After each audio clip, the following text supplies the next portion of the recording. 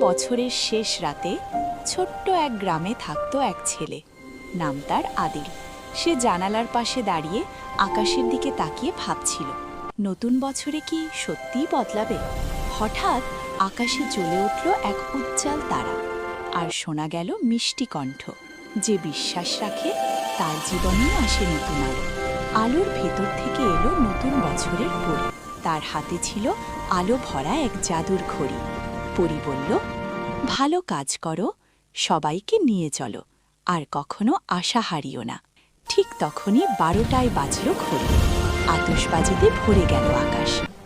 সকাল হলে আদিল বুঝল, নতুন বছর বদলায় না সময়, বদলায় মানুষের মন। আর সেই মন দিয়েই নতুন বছর হয়ে ওঠে সুন্দর। Happy New Year 2026! ভিডিও ভালো লাগলে সাবস্ক্রাইব করো।